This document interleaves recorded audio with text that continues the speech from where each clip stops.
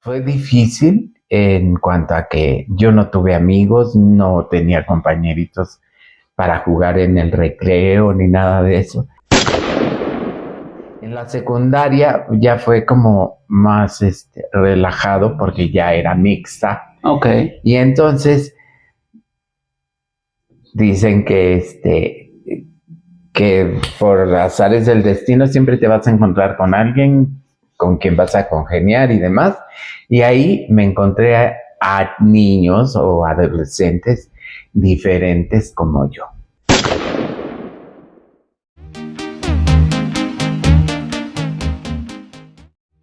¿Cómo están? Soy Carlos Alpes de Papi Rosas, dándoles la bienvenida a un nuevo capítulo. Y acuérdense de suscribirse, activar la campanita, compartir en todas sus redes sociales. Suscríbanse, por favor. Mándenos correos a papisrosas@hotmail.com si tú quieres venir a contar tu historia y ser parte de esta primera temporada de las historias de Papi Rosas. El día de hoy se me cumple el sueño de tener a un gran artista, un gran papi, que yo ya les había medio comentado que hizo show de lentejuela, vestidazo, pelucas, tacones y así. Me encanta recibir en este lugar a Hugo Mackenzie. Hugo, muy buenas noches. Hola, gracias. ¿No? Bienvenido. Muchas gracias por invitarme. No, hombre, pues siéntete cómodo, siéntete en confianza. Ya saben que este es un lugar seguro. Hugo, pues comencemos a charlar. Digamos salud, porque ya estoy muy emocionado. Muy emocionado. Me encanta tenerte aquí. Salud a todos los que nos están viendo. Gracias por invitarme. Y pues, ¿qué te digo yo? Ahora sí que halagado y emocionado de poder estar aquí y contar algo de mi historia, ¿no? Pues comencemos a darle, porque vamos a conocer quién es Hugo, dónde naces, tu familia. Mi familia es de aquí. O sea, nazco en la Ciudad de México. Mi mamá también es de la Ciudad de México. Mi papá es del puerto de Veracruz, pero desde muy niño se vinieron a vivir aquí a la ciudad. Así que propiamente mi papá vivió toda su vida en la Ciudad de México. Perfecto. Oye, ¿y eres el hijo de cuántos hermanos? Fuimos 6 hermanos, ahora sobrevivimos 5. Y fui el del medio. En un tiempo el último. el último y después llegaron 2 más. Entonces quedé a la mitad. Perfecto. Hugo, ¿cuándo te sabes diferente al resto de los niños, de tus hermanos? Toda la vida. Yo toda la vida me supe distinto. Nunca llegó así como ahora soy distinto. No, desde que yo tengo uso de razón, supe que era distinto. ¿Por qué? No me preguntes. Yo me sabía distinto. Desde 3 años, algo así, porque hasta mi mamá en algún momento, en una plática, yo le dije, yo me acuerdo de tal cosa, y me dijo, ¿cómo es que te acuerdas? Estabas muy chiquito. Le dije, pues me acuerdo. Entonces, tuve ese privilegio de tener conciencia desde muy chiquito. Pero ¿por qué era distinto o qué era lo distinto? No sé. Simplemente yo no era como mi hermano mayor ni como mi hermano el chico. Yo era distinto simplemente. ¿Pero feliz? Sí, en mi casa sí, con mi familia sí. ¿Con tu familia sí? ¿Con el resto de la sociedad?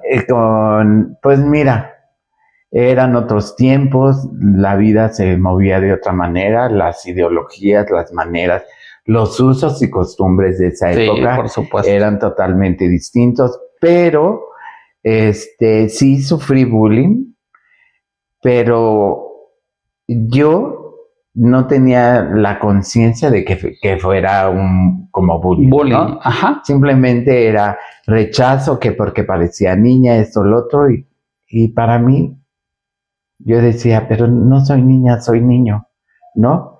Pero nunca me puse a discutir eso porque, bueno, también desde muy chico tampoco tienes esa capacidad del raciocinio para entender una cosa u otra, ¿no? Ajá. Entonces yo sabía que era niño, distinto, pero era niño. Pero lamentablemente o afortunadamente, ya depende de cada quien, estuve en una escuela de puros hombres y entonces ahí era como que yo parecía niña o no me movía o no me... Como en el resto de los demás. Como no me conducía igual que todos los demás niños. A mí nunca me gustó el fútbol, no jugaba fútbol y eso también hacía que te vieran raro. ¿Cómo? ¿Un niño no juega fútbol? Pues no. Oye, ¿y tu fisonomía siempre fuiste flaquito, así chiquito, sí, menudito? Sí. Cuando veías a los cuerpezotes bueno, en mi época era... Ahora ya muchos niños, su fisonomía son flaquitos, chiquitos y así, pero en mi época eran grandotes y así. Más robustos. No, aquí había de todo, pero yo no me fijaba en eso, ¿creerás? Yo no tuve esa conciencia de ver a los niños de tal o cual manera. No, para mí todos eran niños, ¿no? Niños y niñas. Digo, niñas porque tuve... ¿Cuántas primas te gustan? Fui en el tiempo en el que yo nací, mis primas más grandes y mis primas más chicas eran puras mujeres. ¿Te desenvolvías más con mujeres? Pues todo era alrededor de mujeres. Mi hermano el mayor me lleva 5 años, entonces mientras yo tenía 5 o 6 años, mi hermano ya tenía 11 y él era fanático del fútbol y él se la pasaba en la calle y demás. Yo no. Yo siempre fui como más de casa, de estar en casa. Y entonces pues convivía con mis tías, con mis primas y muy poco con niños cuando era chico, de 5 o 6 años. Oye, pero dices que tu hermano era fanático del fútbol. ¿Hubo a qué era fanático cuando eras? Yo desde siempre quería bailar. Yo siempre quería bailar. Yo veía los programas y películas y demás, y donde bailaban y cantaban, y yo, bueno. Eras feliz. ¿Y te ponías a bailar en ese momento? ¿Qué programas veías en ese? Pues ya ni me acuerdo, pero pues los programas musicales de aquí. Siempre en domingo y así. De antes, ¿no? ¿A poco? Sí, entonces, yo quería bailar. Era muy penoso en el sentido de que si me decían, ¡ay, baila! No bailaba. Yo bailaba cuando yo quería y cuando yo me sentía cómodo, ¿no? Y mucha gente bailaba con mi hermana. Y mucha gente les decía a mis papás que bailábamos muy bien para ser niños, ¿no? ¿Cuántos años tenías? Pues entre 8. Bailaba desde que era una pirinola, ¿no?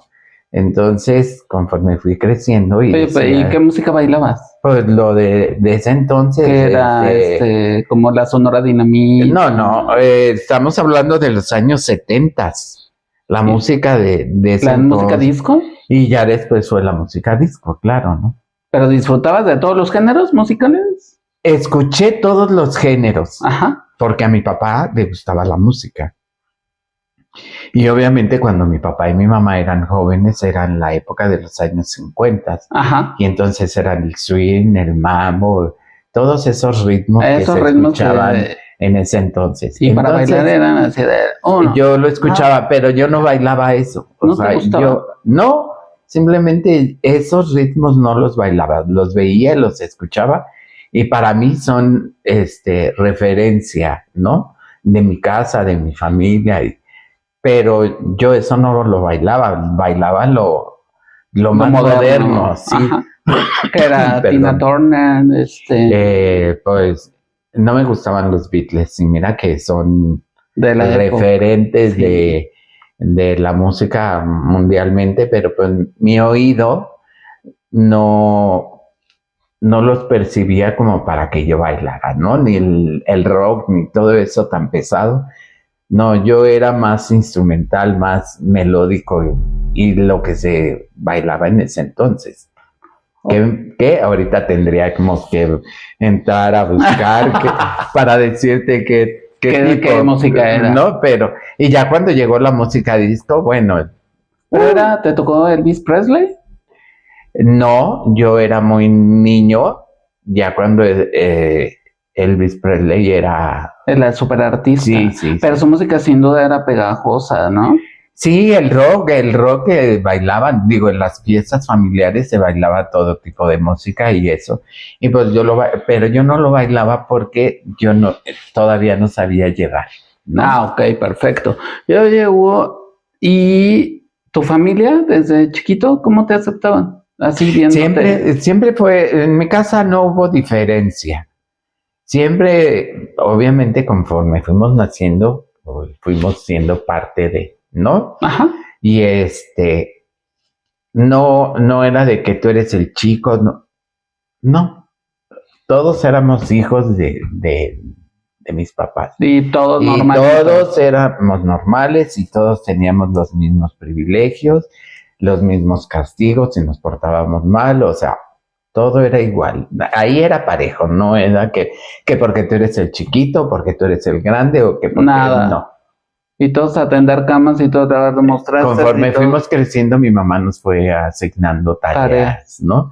De acuerdo a nuestra edad. Ya cuando crecíamos, entonces ya nos mandaban por las tortillas o a esto o al otro, el pan a aquello, ¿no? Sí, pero claro. Cuando éramos más chiquitos, pues obviamente ayudas a recoger la mesa, ayudas a esto, menos complicado. Y conforme íbamos teniendo más edad, sí. Súper. Oye, Hugo, y cuéntame tu adolescencia. ¿Cómo la vives? Después de la primaria, que fue difícil en cuanto a que yo no tuve amigos, no tenía compañeritos para jugar en el recreo ni nada de eso. En la secundaria ya fue como más relajado porque ya era mixta. Ok. Y entonces dicen que por azares del destino siempre te vas a encontrar con alguien con quien vas a congeniar y demás. Y ahí me encontré a niños o adolescentes diferentes como yo. ¿No? ¿Les veías algo? No, y nos hicimos amigos y demás, y nunca fue el que pareces niña o esto o lo otro, ¿no? Y ni siquiera preguntarle, ¿no? No, nos identificábamos y nos hicimos amigos.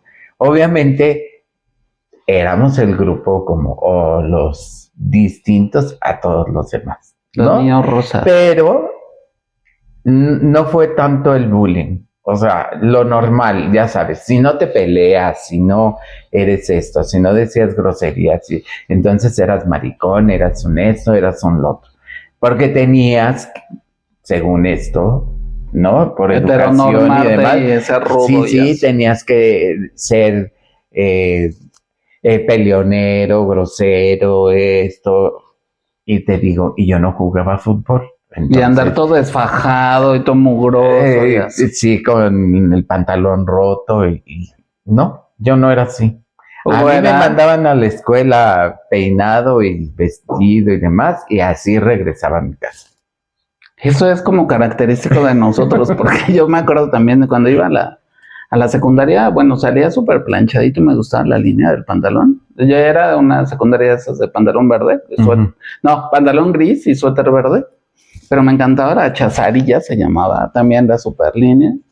Siempre he sido de peinarme así súper copetito y de estar súper con mucho gel y así. Pero veías a tus compañeros como heterosexuales, sin duda se marca mucho esa diferencia. Estaban todos desfajados, la camisa por acá, y tú así íntegro llegabas y así íntegro te ibas, ¿no? Los zapatos súper boleaditos y bueno, pero eso es muy característico, ¿no? Pues yo supongo, pero yo siempre fui así. Mi mamá decía que yo era muy ordenado, hasta con mis juguetes, todo estaba ordenado. Y mira que éramos 6 hijos, ¿no? Y demás, pero yo era ordenado desde siempre. Oye, ¿cuáles eran los juguetes de Hugo? Pues los comunes, patines, bicicletas, que me encantaban patinar. Ok. Y me regalaron, ¿por qué? No sé si era la moda en ese entonces, ese tipo de juguetes. Uno que se llamaba Exin, castillos. Y armabas un castillo medieval y demás, como con piezas y demás. Y traía como el instructivo para que lo fueras armando, ¿no? Como tipo Lego. Ajá, pero no era Lego. Y después uno que se llamaba espirógrafo, y después me trajeron el super espirógrafo, que armabas en una base figuras con piezas de plástico. Como disquitos. Y armabas la figura y traía un sinfín de discos, 30 discos de distintos tamaños y con perforaciones, como en forma de espiral, y ya ahí tú metías la pluma y hacías los dibujos. Qué bonito, ¿no? Y giraba tu imaginación. Sí, y entonces fue descubrimiento para mí de eso, que me gustaba, y me gustaba mucho. Y los cuidaba como oro, como mi tesoro, porque no se me podía perder ninguna pieza, ni nada, porque entonces ya no funcionaba igual, ¿no? Según yo, perdón. No, hombre, pero...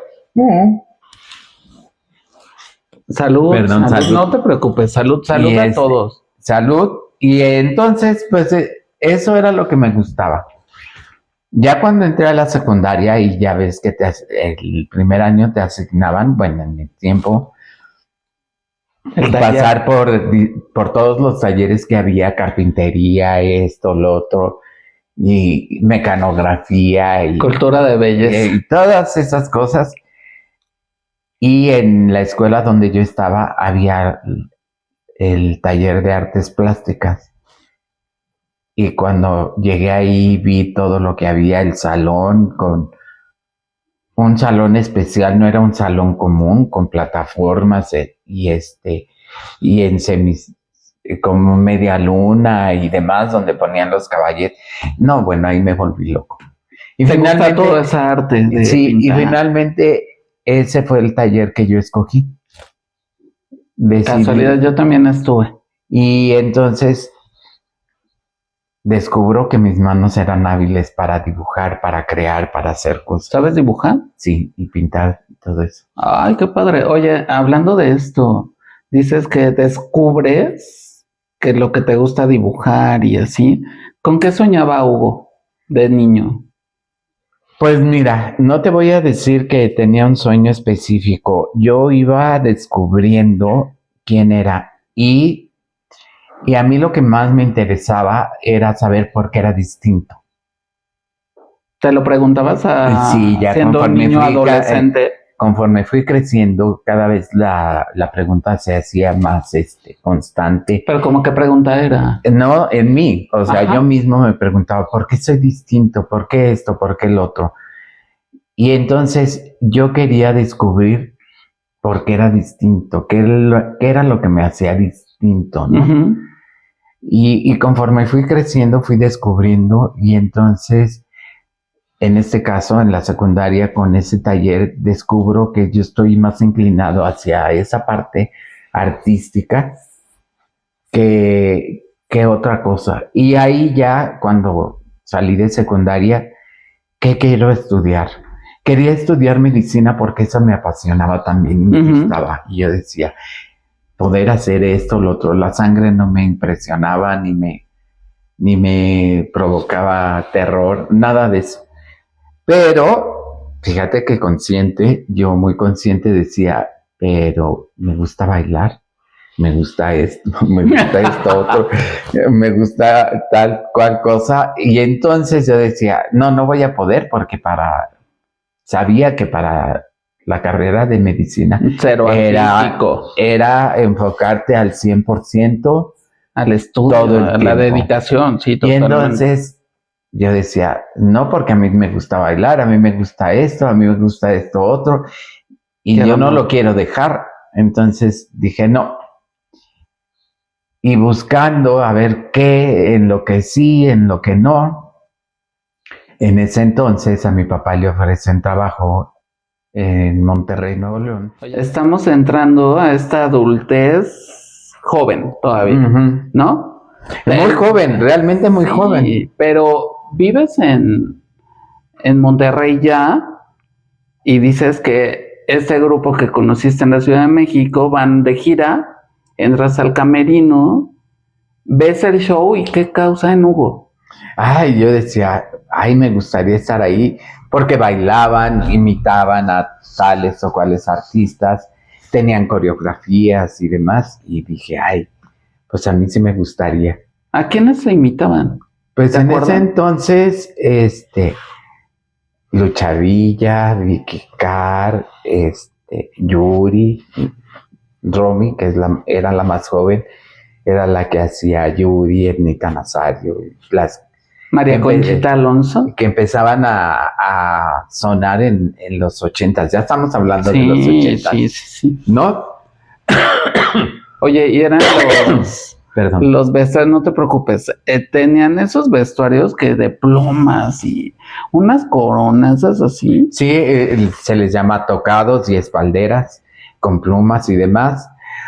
No tan espectaculares porque obviamente como ellos viajaban, tenían que desarmar y tenían que la practicidad para llevarse, ¿no?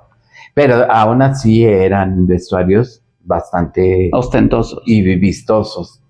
Y obviamente en ese entonces ellos conocían a Mitzi, que también empezaba a tener fama, y algunos vestidos eran de Mitzi, otros de mi amigo, o sea, para conformar todo lo que era el vestuario de todo lo que hacían, ¿no? Wow, debió de haber sido un super showzazo. Sí, la verdad era bastante ¿Cuánto duraba?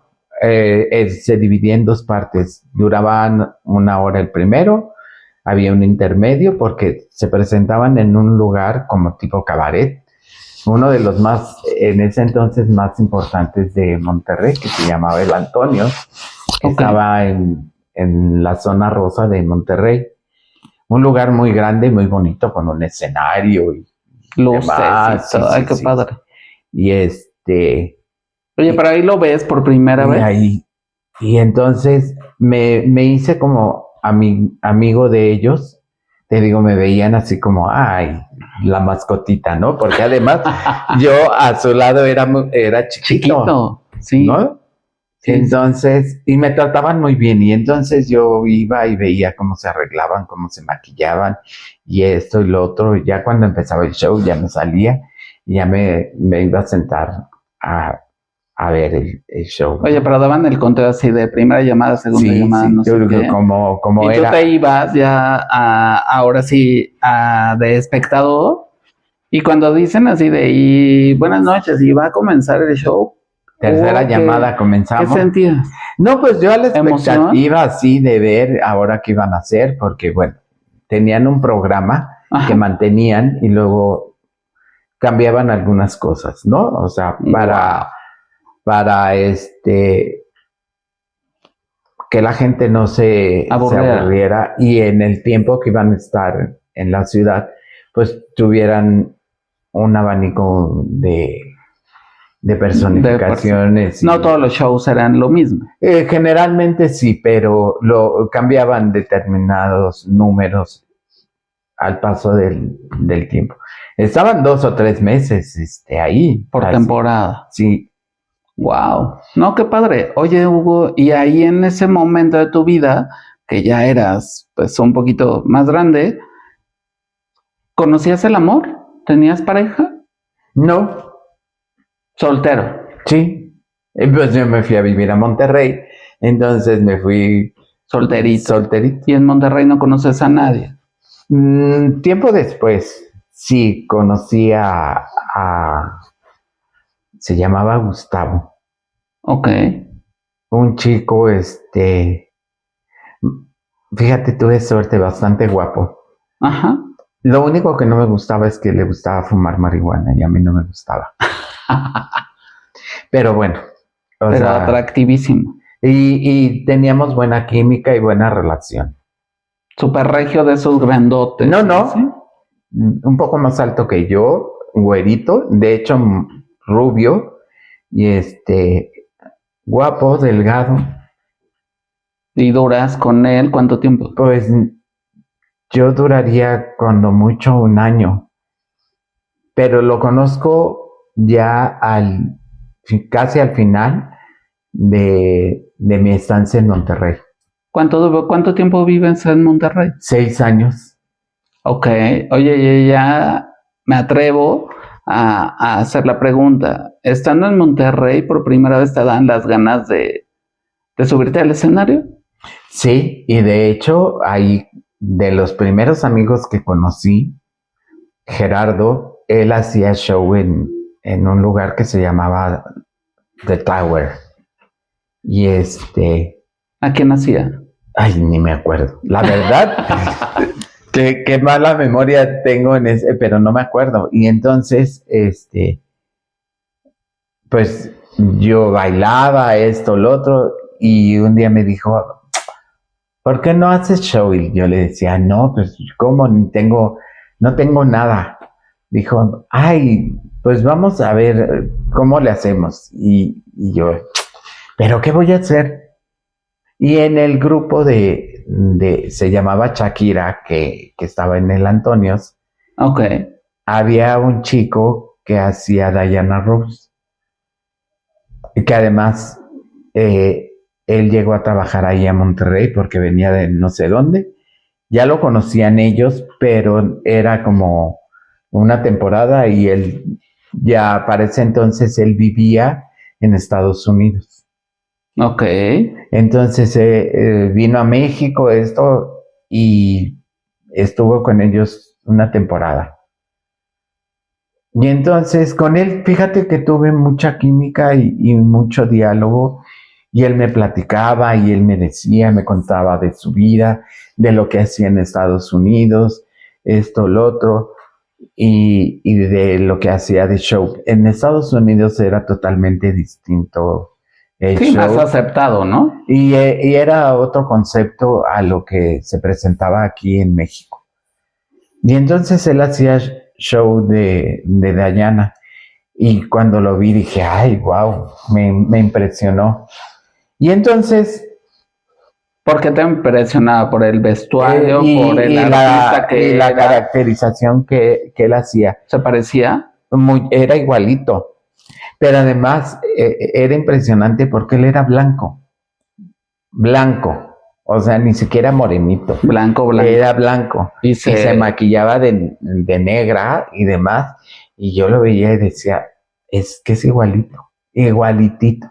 ¿Cómo crees? Delgado, o sea, así como era Diana Ross en esos entonces. ¿Sí? Así. Y él trabajaba en Estados Unidos imitando a Diana Ross. Porque en Estados Unidos o te pareces o creas un personaje, sí, y utilizas la música que quieres, ¿no? Y así es el performance. Oye, que es lo que ahora presenta RuPaul, ¿no? Sí. En RuPaul Drag Race, eso es lo que hacen allá en Estados Unidos. Los que son iguales o casi iguales al artista, trabajan como haciendo ese personaje. Nada imitadores. Más. Sí. Ok. Oye, y entonces conoces a Gerardo, hacia Diana Ross. No, Gerardo es mi amigo de Monterrey. Ah, ya. El que me dice, vamos a hacerlo. El de la torre. Yo ya había conocido a este chico con el grupo de Shakira, y entonces le dije, ya sé qué voy a hacer, Diana Ross, le digo a Gerardo. Y esto, y lo otro, y aquello, y mira, y este chico me prestó una peluca que él ya no usaba, y pues a conseguir qué me voy a poner, y entonces a buscar, fuimos a La Pulga a ver qué encontrábamos, y encuentran. Y tela, y total que otro amigo me ayuda a hacer el vestido, que también él sin saber mucho, pero tenía idea, ya me hizo el vestido y pues debutó en la Tower como Diana Ross. ¿De qué color era tu vestido? Dorado. Wow. De lentejuela. Pero ¿cuánto tiempo te llevó a crear a Diana Ross? A partir de que te dice, ¿vas a hacer? No, en tiempo no recuerdo, pero no fue inmediatamente, porque en lo que conseguíamos el vestuario, en lo que esto, en lo que el otro, en lo que me aprendía las canciones, en lo que me documentaba más de saber quién era Diana Rose. Sí sabía, pero no sabía más allá. ¿Quién sabía sus movimientos y sí, todo? todo eso. En ese entonces no había el teléfono, ni nada, ni videos, y entonces... Encontrar todo para documentarte. Oye, y a partir de que tienes la peluca, tienes el vestido, ¿cuándo vas a comprar tus primeras zapatillas? Ya no me acuerdo, pero eso fue lo primero que compré. ¿Te emocionaba? Sí, porque además a mí las zapatillas siempre han sido como un fetiche. Fetiche de sentirme, ay, qué maravilla. Tengo zapatillas para cada traje que uso. Wow. Entonces, tengo más zapatos de mujer que de hombre. ¿Cómo cuántos pares tienes?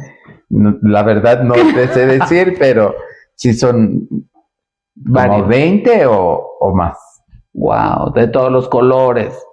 ¿Te gustaban usar tacones altos o bajitos? No, altos. Tenían que ser los más altos posibles. ¿De 18? ¿20? No tanto. De 12 a 15. Pero es que en esa época no se usaba la plataforma. No, eran zapatillas bonitas, ¿no? Muy diferentes a lo que ahora hay. Siguen existiendo, pero ahora se usa mucho la plataforma. Oye, era que en entonces la plataforma ya había pasado de moda. Sí, por supuesto, pero ok, ya tienes tus zapatillas, peluca, vestido, ya sabías que era dorado. ¿Te dan fecha para y ya entonces empezamos a ver, porque mi amigo Gerardo no se presentaba cada 8 días, se presentaba ahí mes y medio, un mes, una presentación, y pasaba un mes y medio, un poco más, y se volvía a presentar, ¿no? Y él no era tan de moda en ese entonces, en las discos. Ok, oye, ¿y ya te da una fecha? Ya tenemos fecha, y entonces a preparar, y pues bueno. ¿Y te caracterizas de Diana en tu casa o llegas a la... No, en casa del amigo. ¿Por qué te espantas de no? Nadie sabía. Nadie sabía, en ese entonces nadie sabía. Pero ya sabía tu preferencia. Ya sabía tu familia, sí, eso ya lo sabían. ¿Tus papás no tenían problema? Desde muchísimo antes. Ajá. Yo había hablado con ellos y les había expuesto que me gustaban los hombres, que esto, que el otro. Y en mi casa... ¿Y qué te dijeron? Siempre fue aceptación. De principio, pues, obviamente ellos ya lo intuían y lo sabían, ¿no? Pero confirmarlo era difícil. Otra cosa. ¿Qué te dijo tu papá, tu mamá? ¿Quién te aceptó? Mi mamá renuente me dijo que estaba loco, que no. Voy a hablar con tu papá y después hablamos sobre esto, porque esto ya no sabía. Negándose un poco. ¿Y tu papá? Pero obviamente mi mamá no aceptaba ya una realidad como tal. Sí, ¿no? Claro. Y cuando hablo con mi papá más abierto, más comprensivo, más a la expectativa de lo que yo le iba a decir, que de rechazo o algo así. Nunca hubo rechazo, ni de mi mamá ni de mi papá. Pero le causó menos conflicto a tu papá. Ajá, y ya platicamos y todo, y él me dijo que nada más tuviera cuidado, que él no quería que te a su modo, que no fuera a caer en la promiscuidad, ni en el alcohol, ni drogas, ni cosas de ese tipo. Lo cual yo lo tenía muy claro que no era lo que yo quería, ¿no? Y de último sí me dijo, no me gustaría que te vistieras de mujer. Y yo, quizás. No, en ese entonces le dije, ok. O sea, en mi cabeza... Ni te llamaba la atención. Ni estaba en mis planes, vestirme ni nada. De mujer. Eso viene a través del tiempo. Oye, pero ¿cuántos años tiene que sales del closet con ellos? Como 16, 17. Antes de irnos a Monterrey. Se los dijiste. Bueno, y quizás tu papá te dice, no te vistas de mujer. Pero ahí ya conocías a tu amigo en la Ciudad de México, que ya te había acercado a Sí, pero yo todavía no... No querías. Ni había pensado en que esa era una posibilidad, ¿no? Ok, Dios. Eso fue años después, muchos años después. Ok, oye, me encantaría preguntar cómo vive, y voy a brincar porque aquí ando teniendo una locura en la cabeza. Quiero pasar, ¿cómo vive Hugo actualmente su madurez?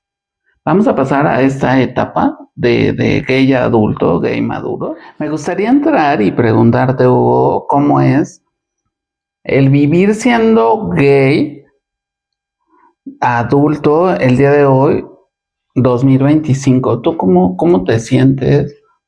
¿Cómo vives?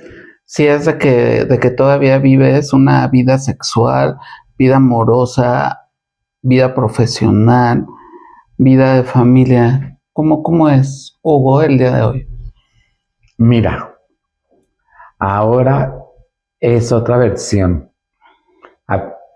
Posiblemente para muchos sea como muy parecida, pero no, realmente no. Después de casi 30 años de vivir en pareja, mi vida cambia radicalmente. Muere Fernando y entonces todo es distinto, literal, totalmente distinto. El vivir en pareja, el tener una relación, y afortunadamente una relación bien establecida, bien construida, con valores y con cimientos muy firmes. Entonces, de un día para otro, porque así es, de un día para otro me veo solo. Sí tengo mi familia, ya había muerto mi papá un año antes, pero estaba mi mamá, mis hermanos, o sea, toda mi familia seguía, ¿no? Pero mi vida había cambiado. Estamos hablando que tienes una pareja por 30 años, ¿vives con él? Casi 30 años, sí. Casi, porque nos faltaron 6 meses para cumplirlos. No, yo creo que sí, 30, pero y felizmente viviéndolo. La verdad, desde que lo conocí hasta el último día, yo fui feliz, viví una vida bien, construimos una propia familia, la familia por elección, amigos, etcétera. Él tenía su familia, yo la mía, pero siempre tratamos de que nuestra vida fuera en pareja y no mezclamos ni su trabajo, ni mi trabajo, ni su familia, ni mi familia. Obviamente la familia incursionaba ocasionalmente y todo era bienvenido, pero nuestra vida en pareja era él y yo y nuestros amigos más cercanos. Obviamente, ¿por qué? Porque vivíamos vidas similares, éramos todos gays, era mayor la afinidad y la comprensión y el poder establecer vínculos y comunicación con ellos, sin causar en algún momento incomodidad o no saber cómo hacer o qué decir y demás. Aunque claro, nos respetaban y mi familia, por ejemplo, todo el tiempo vi a Fernando.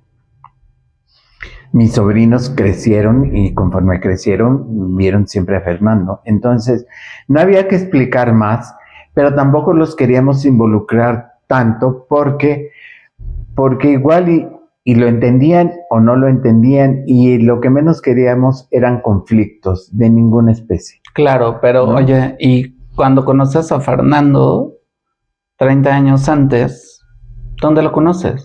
Lo conozco por mi amigo Víctor.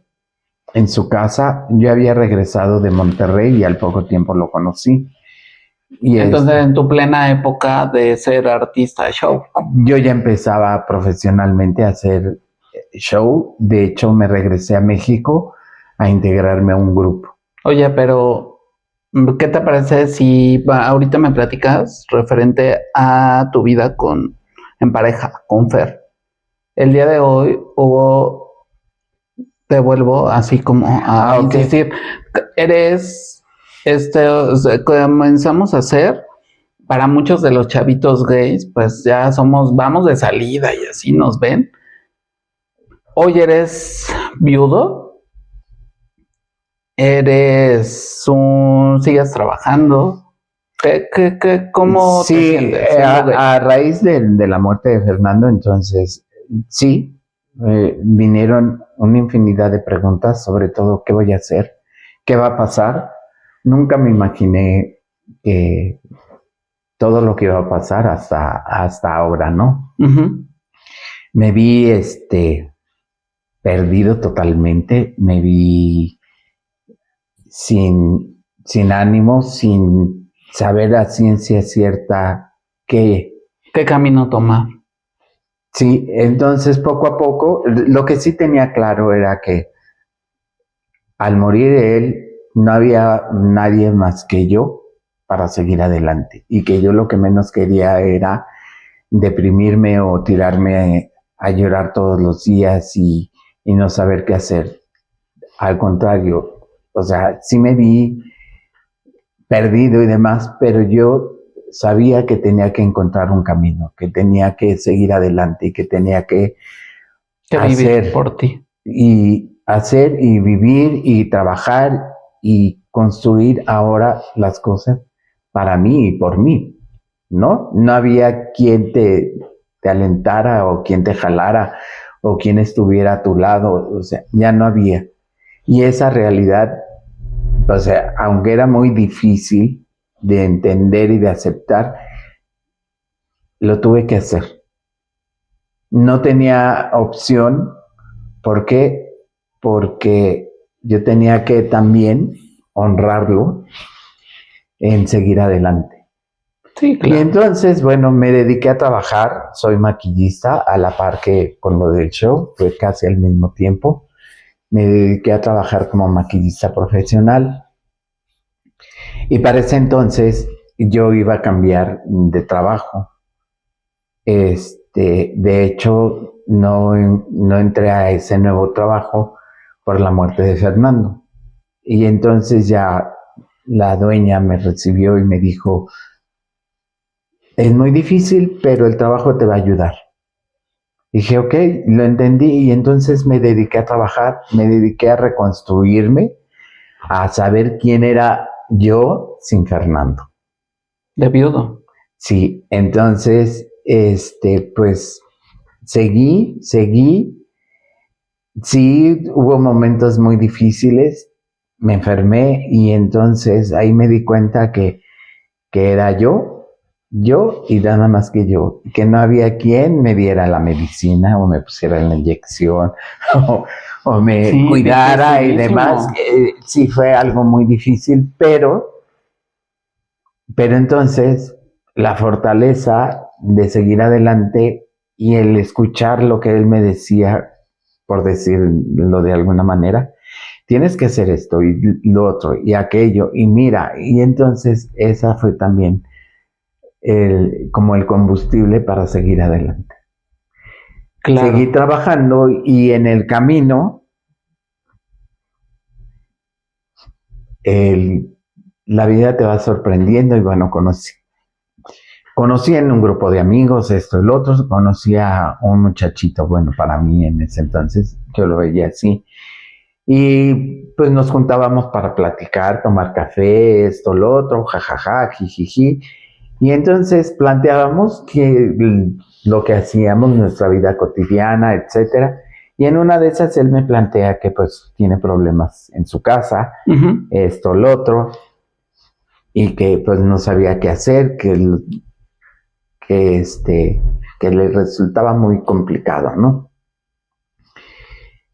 Y yo me puse a pensar en los momentos en que yo estuve solo, cuando todavía no tenía la relación con Fernando, de la gente que me ayudó, que la gente que se ofrece y te da la mano sin esperar nada, y yo en retribución y en recuerdo a todas esas gentes, pues bueno, en algún momento le dije, pues yo te ofrezco mi casa en lo que encuentras qué hacer, te estabilizas, bla, bla, bla. y demás.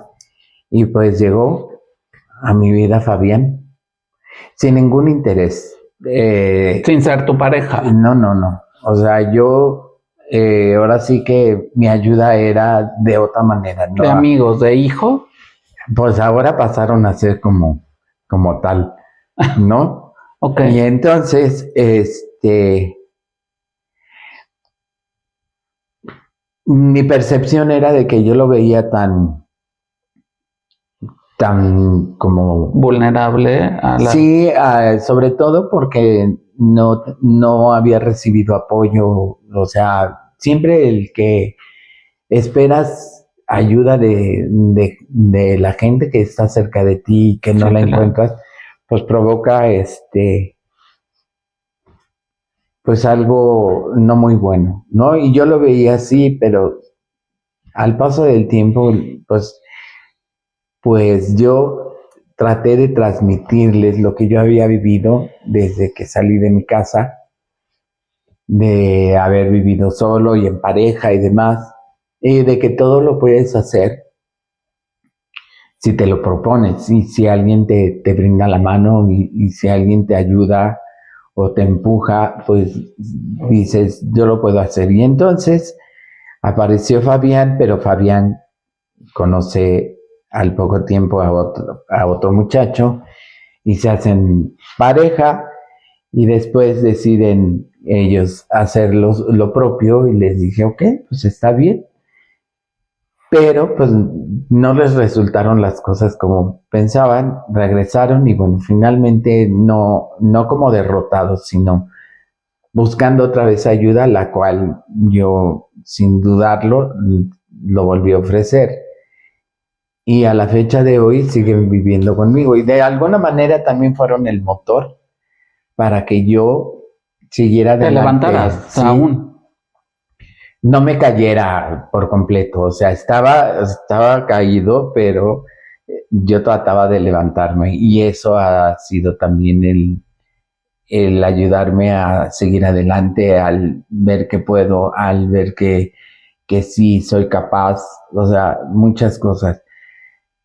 Viví una relación plena de tantos años, no me quedé con ganas de nada. He sido afortunado y bendecido por tener esa haber experiencia vivido, de vida. ¿no? Todo lo que vivimos, todo lo que hicimos y construimos. Entonces, no ando con nadie, no me niego, no descarto la posibilidad, porque sé vivir en pareja, sé aceptar. ¿Te gustaría? Pues si te digo que sí, también puede ser que no, o sea, no sé, es encontrar, obviamente ahora es distinto, totalmente distinto, es encontrar a alguien en quien tú puedas confiar, admirar, crecer, no sé, son muchos factores los que tendrían que tener esa persona. No necesariamente, sino en conjunto. Porque los dos, sí, claro. No es que tenga que tener tales o cuales características, no, simplemente la honestidad, la lealtad, eso es básico.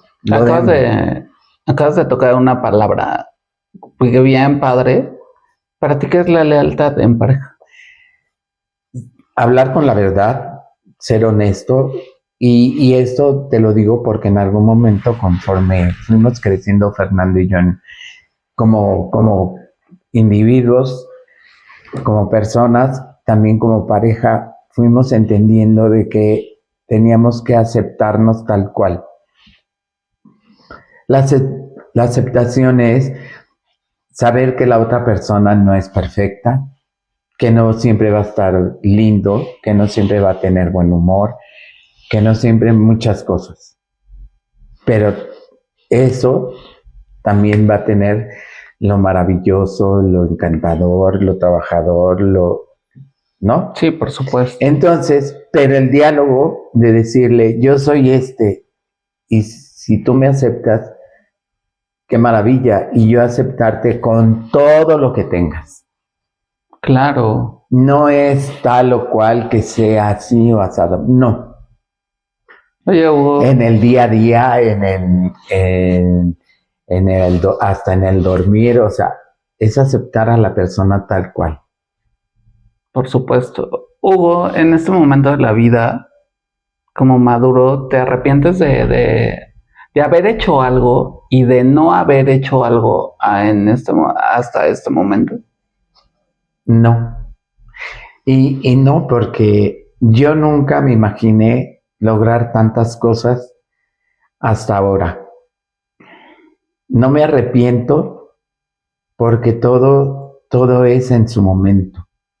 Trabajas a veces sin saber exactamente qué va a seguir más adelante, pero si sigues trabajando, si sigues esforzándote, si haces las cosas bien y como debe de ser, siempre va a haber una recompensa. ¿Cuál? No sabes, pero cuando la recibes es cuando dices, valió la pena, ¿no? Claro. Por eso es que no me arrepiento porque lo que hice, lo hice en el momento, lo hice pensando en hacerlo bien, de frente, con corazón.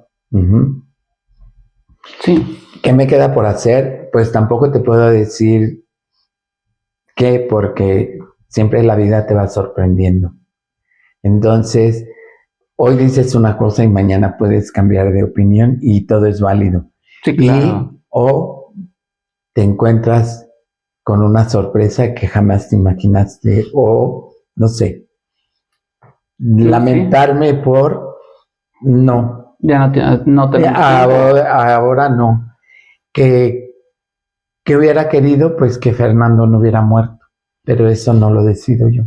Sí, por supuesto. Entonces, si él murió, era su tiempo y era algo con lo que yo no podía intervenir. Yo luché y estuve con él hasta el último momento. No me arrepiento.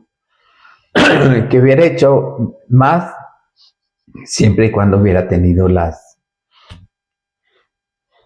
armas para hacerlo, ¿no? Pero contra la muerte no tenemos nada. Manera de cambiarlo. Oye, ¿tú crees? Es la primera persona que conozco que es viudo de una relación homosexual. ¿Tú crees que se lleva la viudez de una forma diferente? Una señora que queda viuda o un señor que queda viudo en una pareja heterosexual. Tú quedas viudo de vivir una relación homosexual. ¿Crees que es diferente cómo lo ve la sociedad? ¿Cómo lo ve tu entorno de amigos? ¿Cómo lo ve tu familia? Pues mira, yo te voy a decir, la realidad es que nosotros sí somos distintos. Nuestra manera de ser, de conducirnos, de querer, de establecer relaciones con otro hombre y demás, nos hace distintos.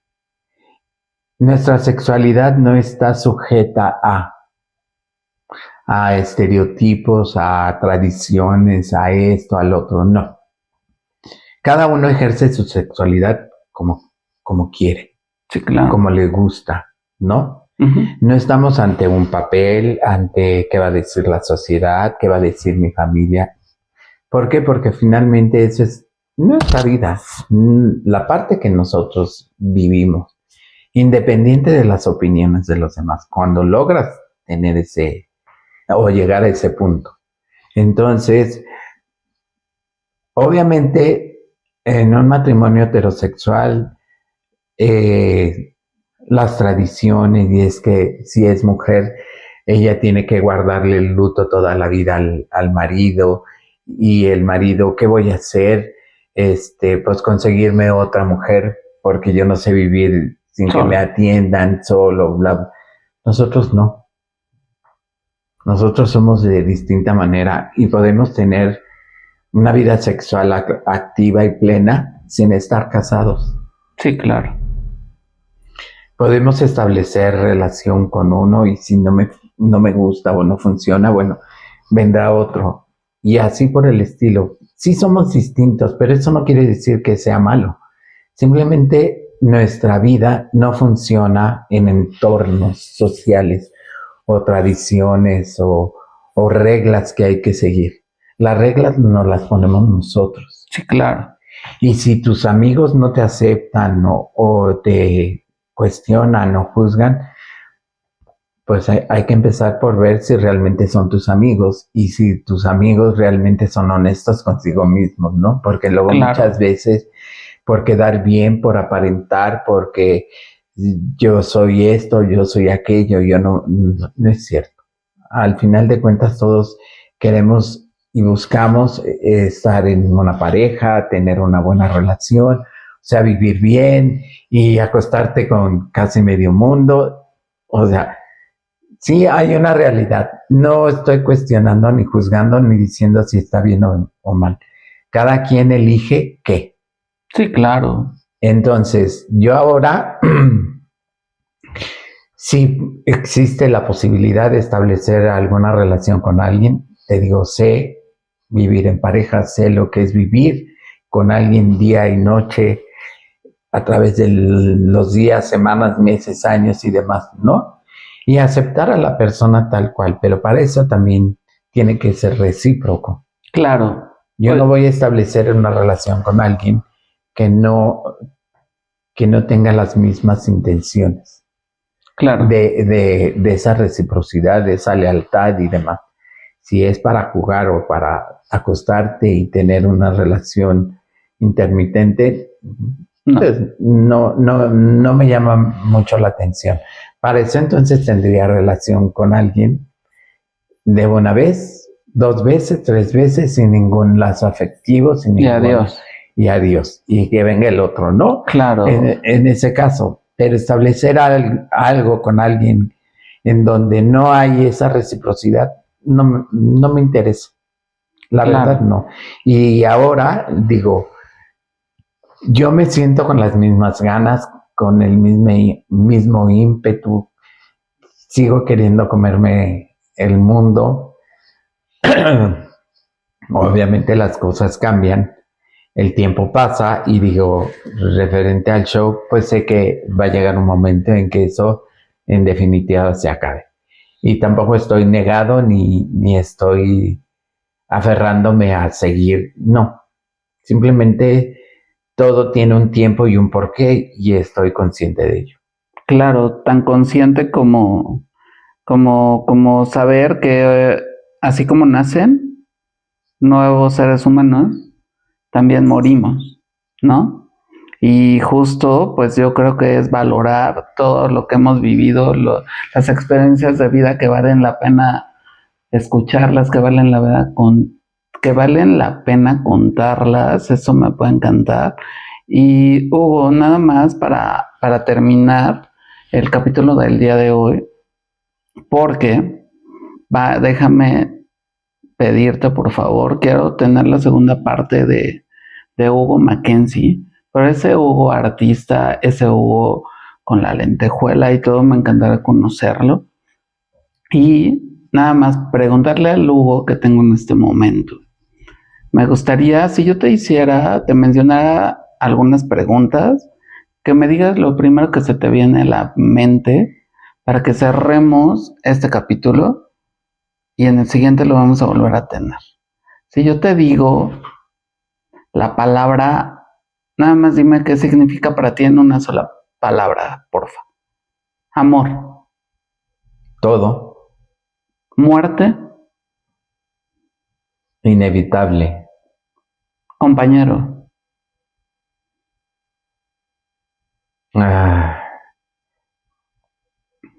Compañero. Bendición. Dios. Algo en lo que yo creo. Sí, nada más. No en iglesias, nada más en Dios. Perfecto. ¿Y vida? A disfrutarla, no hay de otra. El tiempo se va así. Gracias. Y así como dices que se fue así, este capítulo también se fue así. Me encanta tenerte, Hugo. No nos despedimos. Quiero conocer a ese alter ego que tienes. ¿Cómo se llama? Igual. ¿Hugo Mackenzie? No hay otro nombre. Pues no nos despedimos, dámosle fin a la historia del día de hoy con el primer Hugo Mackenzie. Véanlo muy bien, porque ahorita lo vamos a ver irreconocible en un siguiente capítulo. Entonces no nos despedimos, no se lo pierdan. El próximo jueves 7 de la noche, la segunda parte de la historia de Hugo Mackenzie. Descansen, acuérdense de suscribirse, activar la campanita, comenten, compartan, síganos en todas nuestras redes sociales, mándennos correos electrónicos. Nuestro correo es papisrosas@hotmail.com. Soy Carlos Alpes, le doy más agradecimiento a todos los que nos han visto. Sigan compartiendo, comentando este proyecto. Y pues Hugo, nos vemos la próxima semana en este capítulo que ahora le vamos a dedicar mucho al show. Y pues nada, buenas noches, diviértanse, salud.